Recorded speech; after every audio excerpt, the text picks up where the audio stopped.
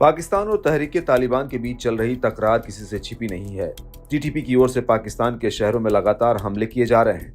तहरीके तालिबान पाकिस्तान के आतंकियों का पाकिस्तान के पेशावर शहर में गश्त लगाते हुए देखा गया है।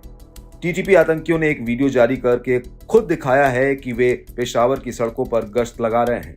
ये आतंकी आरपीजी समेत भारी हथियारों से लैस हैं और पेशावर के वाहनों की जांच कर रहे हैं। लेकिन ये सवाल हमेशा से उठता आया है कि आखिर पाकिस्तान से टीटीपी चाहता क्या है। पाकिस्तानी सेना पर खूनी हमले कर रहे टीटीपी आतंकी देश के कबायली इलाके फाटा पर अपना कब्जा चाहते हैं। ये बात किसी और ने नहीं बल्कि खुद पाकिस्तानी सेना के एक अधिकारी ने कही है। पेशावर पाकिस्तान के खैबर पख्तूनवा राज्य की राजधानी है। अफगानिस्तान से सटे इस इलाके पर तालिबानी अपना दावा करते हैं। तालिबान समर्थकों का कहना है कि पेशावर अफगानिस्तान का हिस्सा है और सीमा रेखा डुरंड लाइन को वो नहीं मानते हैं। वहीं पाकिस्तान का दावा है कि तालिबान सरकार टीटीपी आतंकियों को पाल रही है।